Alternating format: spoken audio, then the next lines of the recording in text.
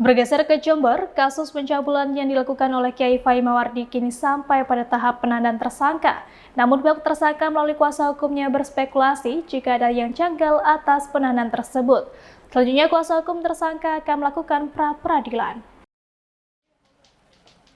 Penahanan yang dilakukan oleh Polres Jember terhadap tersangka pencabulan di Ponpes Al-Jalil II, Desa Mangaran, Ajung, Jember, Jawa Timur dirasa janggal oleh kuasa hukum tersangka. Hal itu disebabkan bahwa korban dari kasus ini adalah ustazah yang berinisial AN.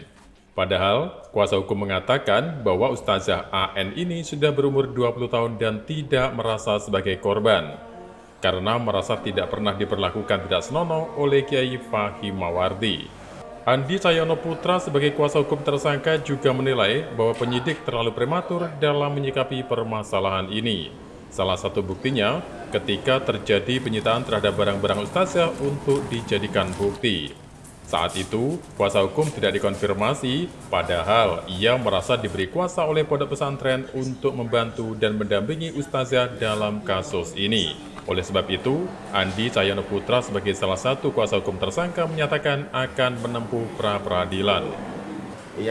Karena di pemeriksaan yang kita dampingi mulai dari jam 2 sampai jam 12 malam itu, dari pertanyaan dan jawaban itu tidak ada tentang perzinahan, kemudian bermesraan, itu tidak ada, apalagi pencabulan, tidak ada.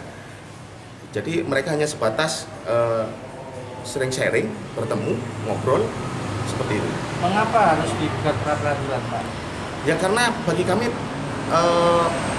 penyidik terlalu prematur dalam menyikapi perkara ini. Dan tolong dicatat bahwasanya Ustazah AN ini kan sampai dengan saat ini sejak awal, dari pondoknya awal memang memberikan kuasa kami untuk membantu. Dari Jember, Jawa Timur, Muhammad Saini, Nasional TV melaporkan.